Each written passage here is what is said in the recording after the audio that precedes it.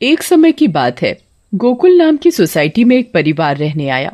वो लोग उस सोसाइटी में नए नए ही आए थे। उस परिवार में राहुल, सविता और उनका 10 साल का एक बेटा भाविक रहता था। जैसे ही भाविक सोसाइटी के गेट के बाहर तक पहुंचता है, तभी से ही अपने सवाल जवाब शुरू कर देता है। वाह पापा, ये कितनी सुंदर सोसाइटी है। क्या हम इसी सोसाइटी में रहेंगे? हाँ हाँ बेटा, हम लोग इसी सोसाइटी में रहेंगे। देखो तो हमारा भाविक कितना खुश नजर आ रहा है। अब तो मेरे यहाँ पर नए नए दोस्त बनेंगे, इतना मजा आएगा। हाँ हाँ बेटा, बहुत मजा आएगा। चलो अब अंदर चलो। जैसे ही वो लोग सोसाइटी के अंदर कदम रखते हैं, तभी जोर जोर से हवा चलने लगती है और भाविक को कुछ अजीब सा महसूस होने लगता है। मम्मी देखो तो, हमारे आते ही ये कितनी जोरों से हवा चलने लगी है। मुझे कुछ अजीब सा भी लग रहा है। नहीं बेटा, ये बस तुम्हारा वहम होगा। बच्चा समझकर सविता भाविक की बात को नजरअंदाज कर देती है। वो लोग अपने फ्लैट पर पहुंचते हैं। चलो चलो, अब आप दोनों जल्दी से फ्रेश हो जाओ, सोने का समय हो गया है। हाँ, क्योंकि कल मुझे इंटरव्यू के लिए भी जाना है। भाविक, राहुल और सविता कमरे में जाकर सो जाते हैं। ऐसे ही चलते चलते उन्हें 1 महीना बीत जाता है। एक दिन राहुल का बॉस उसे ऑफिस के काम से सूरत जाने को कहता है। ये तो कितनी अच्छी खबर है। मैं ये बात सोसाइटी जाकर सविता और भाविक को बताऊंगा, तो वो दोनों भी बहुत खुश हो जाएंगे। राहुल घर जाकर ये बात सविता और भाविक को बताता है। सविता, ओ सविता, कहाँ हो तुम? तुम्हें एक खुशखबरी देनी है। अरे हाँ हाँ, क्या हुआ? इतना क्यों चिल्ला रहे हैं आप? हाँ पापा, क्या हुआ? आप इतने खुश क्यों नजर आ रहे हो? अरे खुश ना हो तो क्या करूं, बात ही ऐसी है। अब आप बताएंगे भी, क्या बात है? मुझे मेरी नौकरी की तरफ से सूरत ले जा रहे हैं। बहुत बड़ा प्रोजेक्ट है। अगर सब अच्छे से हो गया तो क्या पता वहाँ से आने के बाद मेरा इंक्रीमेंट भी हो जाए। अरे वाह, ये तो बहुत अच्छी खबर है। वाह पापा, आप तो सूरत जा रहे हो। मैं भी जाऊंगा, मैं भी जाऊंगा। बेटा, मैं तुम्हें अपने साथ नहीं ले जा सकता। और सविता, तुम मेरा सामान पैक कर दो। मुझे आज ही रात 12 बजे तक निकलना है। मैं बस कुछ ही दिनों के लिए जा रहा हूँ। सविता राहुल का सामान पैक कर देती है और राहुल उसे रात 12 बजे सूरत के लिए निकल जाता है। चलो भाविक, अब तुम भी जल्दी से दूध पीकर कमरे में सोने चलो। ठीक है मम्मी। सविता और भाविक अपने कमरे में चले जाते हैं। सविता तो सो जाती है, मगर भाविक को नींद नहीं आती। बहुत तेज बारिश होने लगती है। भाविक बालकनी में जाकर खड़ा हो जाता है और बारिश के मजे लेने लगता है। वाह, कितना सुंदर नजारा है। भाविक की नजर अचानक सामने वाले फ्लैट पर पड़ती है, तो वहाँ एक मोमबत्ती जल रही होती है। ये क्या है? ये सामने से कैसी रोशनी दिखाई दे रही है? ऐसा लग रहा है जैसे कोई मोमबत्ती जली हुई हो। मगर जब से हम यहाँ आए हैं, तब से तो ये फ्लैट बंद पड़ा है। भाविक को फिर अचानक से एक औरत चलती हुई दिखती है। अरे ये औरत कौन है? कहीं यहाँ कोई भूत तो नहीं? मम्मी, मम्मी, भूत, भूत, मम्मी, मम्मी बचाओ, मुझे बचाओ। क्या हुआ बेटा, क्या हुआ? तुम इतना क्यों घबरा रहे हो? मम्मी, वो भूत, भूत। क्या बोले जा रहे हो तुम? ठीक से बोलो, मुझे कुछ भी समझ में नहीं आ रहा है। मम्मी, मुझे नींद नहीं आ रही थी तो मैं बालकनी में जाकर खड़ा हो गया और बारिश देखने लगा। तभी मैंने सामने के फ्लैट में जलती हुई मोमबत्ती देखी और एक औरत को देखा। नहीं बेटा, ये भूत वूत कुछ नहीं होता। ये तुम्हारे मन का वहम है। नहीं मम्मी, मैं सच कह रहा हूँ। नहीं बेटा, चलो अब सो जाओ, रात बहुत हो रही है। नहीं, मैं आपको लेकर जाता हूँ। अच्छा चलो, दिखाओ कहाँ है भूत। फिर भाविक सविता को बाहर लेकर जाता है। कहाँ है भूत? मुझे तो कहीं कोई नहीं दिख रहा। मम्मी देखो, वहाँ पर देखो, वो सामने वाले फ्लैट में। अरे बेटा, कुछ भी नहीं है वहाँ पर। नहीं मम्मी, मैं झूठ नहीं बोल रहा। अच्छा ठीक है ठीक है, चलो अब जल्दी कमरे में जाओ और सो जाओ। फिर वो दोनों कमरे में जाकर सो जाते हैं। भाविक, अब तुम्हें डरने की कोई जरूरत नहीं है। मैं तुम्हारे साथ सो रही हूँ ना, अब तुम आराम से सो जाओ। अगली सुबह भाविक सोसाइटी के दूसरे बच्चों से मिलता है। तुम सबके नाम क्या है? मेरा नाम पिंकू है। मेरा नाम सोनू है। और मेरा नाम गोली है। सारे बच्चे मिलकर पूरा दिन खूब मस्ती करते हैं। फिर रात में सारी औरतें सोसाइटी कंपाउंड में बातें करती हैं। तभी सविता रात की बात सारी औरतों को बताती है। दूसरी ओर भाविक और उसके सारे दोस्त लुका छुपी खेल रहे होते हैं। पिंकू गिनती करना शुरू कर देता है। तभी सारे बच्चे इधर उधर छिप जाते हैं, मगर भाविक खेल खेल में अपने फ्लैट के सामने वाले फ्लैट के दरवाजे तक पहुंच जाता है। उसे ये पता नहीं होता कि ये वही फ्लैट है जिसमें कल रात उसने एक औरत को जलती हुई मोमबत्ती के साथ देखा था। अरे, ये दरवाजा तो खुला हुआ है और यहाँ तो कितनी सारी लाइटें हैं। चलो अब मैं जल्दी से इस घर में छिप जाता हूँ ताकि मुझे कोई ढूंढ ही ना पाए। वो जगह ठीक है, मैं उस कमरे में जाकर छिप जाता हूँ। भाविक जैसे ही उस फ्लैट के कमरे की ओर जाने लगता है, वैसे ही बाहर की सारी लाइट्स लुप लुप होने लगती हैं। ये क्या हो रहा है यहाँ पर? अचानक ये लाइटें लुप लुप कैसे होने लगी? भाविक इधर उधर देखने लगता है। तभी भाविक की नजर दरवाजे के ऊपर पड़ती है। ये दरवाजे के ऊपर क्या लिखा हुआ है? भूत! Mummy, mummy! भाविक चिल्लाते हुए सोसाइटी कंपाउंड में जा पहुंचता है। अरे, ये आवाज तो भाविक की लग रही है। ये तो भाविक की आवाज है। भाविक की आवाज सुनकर सारी औरतें और आदमी कंपाउंड में जमा हो जाते हैं। तभी वो देखते हैं कि सामने से भाविक भागते भागते चला आ रहा है। मम्मी, मम्मी, वहाँ सच में वहाँ भूत है। क्या हुआ बेटा भाविक? हाँ बेटा, क्या हुआ? तुम इतने घबराए हुए क्यों लग रहे हो? हाँ बेटा, कुछ तो बताओ। कहीं तुमने फिर से सामने वाले फ्लैट में भूत तो नहीं देख लिया? भूत? भूत? कहाँ है भूत? मैं छुपने के लिए एक फ्लैट में चला गया क्योंकि उसका दरवाजा खुला हुआ था। मैंने वहाँ लिखा देखा। क्या लिखा देखा और कहाँ देखा? कि यहाँ से चले जाओ वरना मैं तुम्हें मार दूंगी। चलो बेटा, तुम हमें वहाँ लेकर चलो। हाँ, चलो अंकल, मैं आपको वहाँ लेकर चलता हूँ, आप खुद ही देख लेना। भाविक सभी लोगों को उस फ्लैट में लेकर जाता है। कहाँ लिखा है बेटा? अरे, यहीं तो लिखा था। चलो भाई, यहाँ तो कुछ भी नहीं है। बेटा भाविक, चलो अब चलो। सभी लोग भाविक को वहाँ से ले जाते हैं, मगर भाविक उस दरवाजे को देखते देखते चलता है। नहीं अंकल, मैं सच बोल रहा हूँ। हमें इस बच्चे की बात एक बार मान लेनी चाहिए और आज रात मिलकर सोसाइटी पर नजर रखनी चाहिए। हाँ, आप सही बोल रहे हो। क्या पता ये सब सच हो। तो ये तय रहा कि आज रात हमारे पति सोसाइटी की देखभाल करेंगे। उस रात 3 आदमी सोसाइटी के गेट पर खड़े रहकर सोसाइटी की देखभाल कर रहे थे। मुझे जरा बाथरूम जाना है, मैं बस अभी जाकर आता हूँ। हाँ, ठीक है, तुम होकर आओ। क्या हुआ जी? गुड्डू को बहुत डर लग रहा है और वो बोल रही है कि आप ही उसे सुलाएंगे, तो आप जरा ऊपर आकर उसे सुला जाएंगे? ठीक है, अभी आता हूँ। दूसरा आदमी पहले आदमी से बोलता है। मैं जरा अपनी बेटी को सुलाकर आता हूँ, उसे डर लग रहा है। अब सोसाइटी के दरवाजे पर सिर्फ रमेश यानी तीसरा आदमी ही बचता है। कहाँ रह गए ये दोनों? वो आदमी इधर उधर घूमता रहता है और अब उसे भी अकेले डर लगने लगता है। तभी उस आदमी को किसी औरत का साया दिखता है। उसके लंबे खुले हुए बाल और पायल की छम छम आवाज। चुड़ैल, बचाओ बचाओ, चुड़ैल। फिर अचानक वो चुड़ैल उसके सामने आ खड़ी होती है और आदमी बहुत तेज चिल्लाता है और वहीं बेहोश हो जाता है। अरे, ये चिल्लाने की आवाज किसकी आई? हाँ, आवाज तो मुझे भी आई। चलो चलकर देखते हैं। सारे सोसाइटी वाले अपनी बालकनी में आ जाते हैं तो वो क्या देखते हैं कि वहाँ रमेश बेहोश पड़ा हुआ था। ये आवाज कैसी आई थी? फिर सोसाइटी वाले नीचे आ जाते हैं तो वो वहाँ पर रमेश को जमीन पर पड़ा हुआ देखते हैं। सब जल्दी से नीचे आते हैं। सविता और भाविक भी नीचे आ जाते हैं। अरे, कोई इन्हें होश में लाओ। उठिए भाई साहब, उठिए। फिर कुछ ही देर में रमेश को होश आता है और वो सारी बात सोसाइटी वालों को बताता है जो उसके साथ कुछ देर पहले हुई थी। तभी सोसाइटी में अजीब सी आवाजें आने लगती हैं। मम्मी, देखा ना, मैंने बोला था ना कि भूत है। हाँ बेटा, तुम सही कह रहे थे।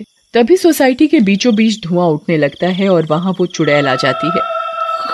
कौन हो तुम और क्यों हमें इतने दिनों से परेशान किया हुआ है? हाँ, बताओ, क्यों तुमने इतने दिनों से इन लोगों को परेशान किया हुआ है? हम भी तो इसी सोसाइटी में रहते हैं। तुमने कभी हमें तो परेशान नहीं किया, तो इन लोगों को ही क्यों? हाँ, बोलो बोलो। तुम्हारी वजह से मैं कितना डर गई थी। बताती हूँ, सब बताती हूँ। कई सालों पहले जब मेरी शादी हुई तो मैं और मेरे पति रवि सविता के सामने वाले फ्लैट में रहने आए। हम बहुत खुश थे, पर अचानक मेरी माँ की तबीयत खराब होने की वजह से मुझे कुछ दिन के लिए यहाँ से जाना पड़ा।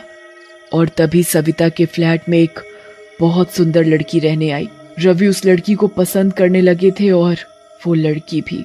उस लड़की को ये बात नहीं पता थी कि रवि शादीशुदा है।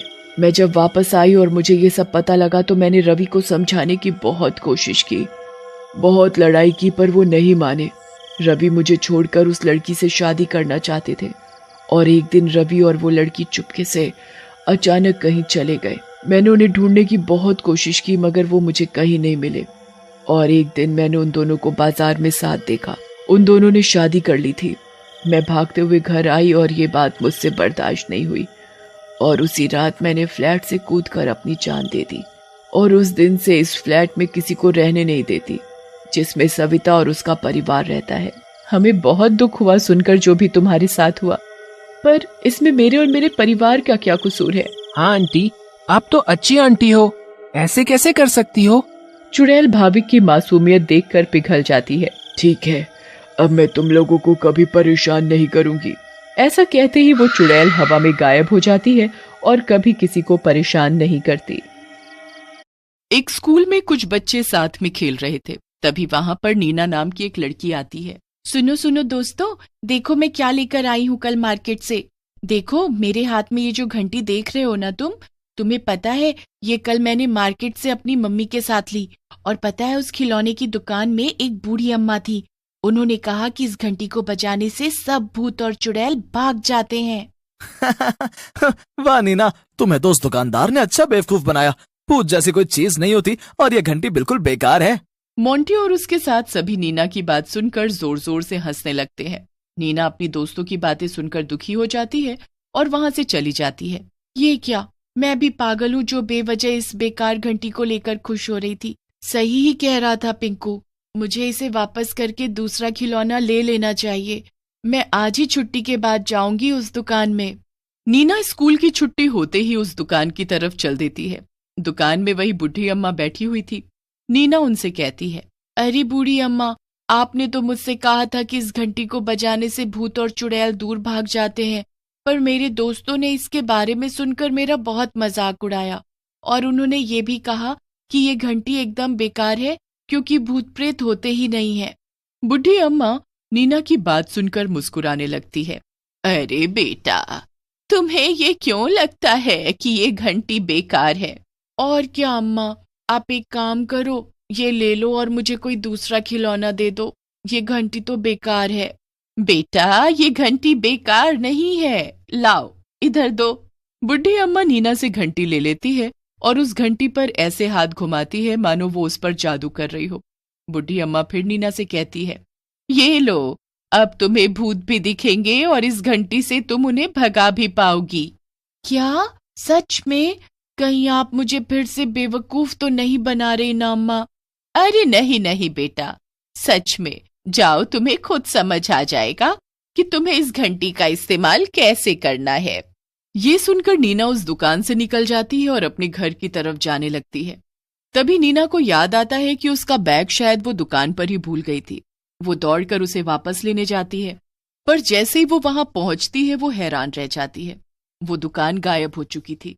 अरे यही तो थी वो दुकान, कहाँ चली गई? कहीं मैं गलत रास्ते पर तो नहीं आ गई? कहाँ गई वो बुढ़ी अम्मा? नीना चारों तरफ उस दुकान को और उन बुढ़ी अम्मा को ढूंढने लगती है, पर वो उसे कहीं नहीं मिलती। नीना घंटी को लेकर वापस घर आ जाती है। अरे नीना, आज इतनी देर कैसे हो गई? मम्मी वो बस ऐसे ही। आप खाना निकालो ना, बहुत भूख लग रही है। शाम होते ही नीना पार्क में खेलने के लिए चली जाती है। अरे आज तो इस पार्क में कोई बच्चा दिखाई नहीं दे रहा, कहाँ है सब? तभी नीना को एक बेंच पर बैठी औरत दिखाई देती है जो कि जोर जोर से रो रही थी। नीना उसके पास जाती है और उससे पूछती है, अरे आंटी, क्या हुआ आपको? आप रो क्यों रही हैं? बेटा, मेरे घर में एक चुड़ैल घुस आई है। उसने मेरे पति को मार डाला और अब वो मेरी बेटी के शरीर में घुस गई है। जब मैं घर पर थी तो मेरी बेटी के शरीर में घुसी चुड़ैल ने मुझे भी मारने की कोशिश की, पर मैं भागकर यहाँ आ गई। कहीं वो मेरी बेटी को भी कुछ ना कर दे। क्या? चुड़ैल? चुड़ैल के बारे में सुनकर नीना को बूढ़ी अम्मा की कही हुई बात याद आती है। आंटी, शायद मैं आपकी मदद कर सकती हूँ। चलिए, मुझे अपने घर लेकर चलिए। वो औरत नीना को अपने घर लेकर जाती है। औरत नीना को घर के अंदर ले जाती है और घर को अंदर से बंद कर देती है। अरे आंटी, आपने घर क्यों बंद कर दिया? और वैसे ही आपकी बेटी कहाँ है? मुझे तो कहीं दिखाई नहीं दे रही। तभी वो औरत एक चुड़ैल में बदल जाती है और नीना से डरावनी आवाज में कहती है, फंस गई ना तू मेरे जाल में। बड़े दिन से किसी इंसान को नहीं खाया। आ जाएगा ना मजा। मैंने तुझसे सब झूठ बोला था, कोई बेटी नहीं है। मैंने तो सोचा था मुझे कोई देख नहीं सकता, पर तूने मुझे देख लिया, इसीलिए मैंने ये प्लान बनाया तुझे खाने के लिए। चुड़ैल तुम हो? ये मैं कहाँ फंस गई? देखो, मुझसे दूर रहना वरना मैं तुम्हें मार दूंगी। मेरे पास ऐसी घंटी है जिससे तुम मेरे पास नहीं आ सकती। ये देखो। इतना कहकर नीना चुड़ैल को वो घंटी दिखाती है। घंटी देखकर चुड़ैल समझ जाती है कि वो घंटी कोई आम घंटी नहीं बल्कि सचमुच में एक चुड़ैल भगाने वाली घंटी है। अरे तो ये बात है, तुझे पता भी है जो घंटी तेरे पास है उसी की वजह से तू मुझे देख सकती है। वैसे ये तेरे पास कहाँ? मैं इससे तुम्हें देख भी सकती हूँ और तुम्हें हमेशा हमेशा के लिए भगा भी सकती हूँ, समझी चुड़ैल कहीं की। चुड़ैल को ये सुनकर गुस्सा आ जाता है और वो अपने हाथ से एक जादू करती है जिससे नीना की घंटी दूर जाकर गिर जाती है। जा अब बता, अब कैसे भगाएगी मुझे? नहीं, मेरी घंटी देख चुड़ैल, मुझसे दूर रह, समझी। अरे रे, मैं तो डर गई। देखो देखो, मेरे तो रोंगटे खड़े हो गए। तुम मुझे नहीं मार सकती। ओ, और ऐसा क्यों? क्यों नहीं मार सकती मैं तुम्हें? क्योंकि तुम्हारे पीछे जो खड़ा है वो तुम्हें ऐसा करने नहीं देगा। मेरे पीछे कौन है? जैसे ही चुड़ैल पीछे घूमती है, नीना दौड़कर अपनी घंटी उठा लेती है और उसे बजाने लगती है। घंटी की आवाज सुनकर चुड़ैल उड़कर दूर ही जाती है और फिर वो हवा में गायब हो जाती है। थैंक गॉड, मैंने समय पर घंटी उठा ली, वरना आज तो तू गई थी नीना। इस घंटी ने मुझे बचा लिया। नीना ये सोचकर जल्दी से उस घर से निकलती है और जल्दी से अपने घर की तरफ जाने लगती है कि तभी एक छोटी बच्ची दौड़ते हुए नीना की तरफ आती है और एक पत्थर से ठोकर खाने की वजह से वो जमीन पर गिर जाती है। अरे अरे, क्या हुआ तुम्हें? उठो, बचाओ बचाओ, मेरी माँ के अंदर एक चुड़ैल घुस गई है और अब वो मुझे मारने के लिए आ रही है। बहुत देर से वो एक चाकू लेकर मेरे पीछे दौड़ रही है, प्लीज बचाओ मुझे। नीना चुड़ैल के बारे में सुनकर उस बच्ची से दूर हो जाती है। उसे लगता है कि फिर से ये कोई साजिश है और वो बच्ची ही चुड़ैल होगी। इतने में एक औरत जिसकी आंखें एकदम लाल थी और उसकी आंखों से खून बह रहा था, वहां दौड़ती हुई आती है। उस औरत के हाथ में एक चाकू भी था। आखिरकार तू मुझे मिल ही गई। अब मैं तुझे मार कर खाऊंगी। नहीं नहीं, रुक जाओ माँ, मैं तुम्हारी बेटी हूँ, रुक जाओ। नीना खड़े होकर ये सब देख रही थी। मतलब ये लड़की सही कह रही थी, मुझे इसकी मदद करनी चाहिए। पर अगर ये घंटी काम नहीं की तो ये चुड़ैल तो मुझे भी मार डालेगी। पर मैं इस बच्ची को अकेले भी तो नहीं छोड़ सकती। नीना बच्ची को बचाने का फैसला कर लेती है और उसके सामने जाकर खड़ी हो जाती है। रुक जा चुड़ैल, जल्दी से इसकी माँ के शरीर से बाहर आ जा, वरना अच्छा नहीं होगा। वरना क्या करेगी तू?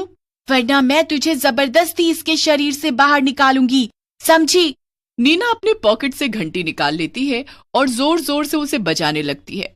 घंटी की आवाज सुनते ही चुड़ैल औरत के शरीर से बाहर आ जाती है और दूर जाकर गिरती है। पहले वाली चुड़ैल की तरह ही ये चुड़ैल भी इसके बाद हवा में गायब हो जाती है। चुड़ैल के शरीर छोड़ने के बाद वो औरत होश में आ जाती है। ये सब क्या हो रहा है? कहाँ हूँ मैं? माँ, तुम मुझे मारने के लिए चाकू लेकर मेरे पीछे दौड़ रही थी और इन दीदी ने उसे बाहर निकालकर हवा में गायब कर दिया। थैंक यू सो मच बेटा, मेरी और मेरी बेटी की जान बचाने के लिए। मैं तुम्हारा ये एहसान कभी नहीं भूलूंगी। वो औरत और बच्ची नीना को थैंक्स बोलकर वहां से चले जाते हैं और नीना सोच में पड़ जाती है। अंधेरा होने वाला था पर नीना घर जाने के बजाय उसी पार्क में जाकर बैठ जाती है और उस घंटी को देखने लगती है। तभी वहां पर वही बुढ़ी अम्मा आ जाती है जिसने नीना को वो घंटी दी थी। अरे क्या सोच रही हो नीना?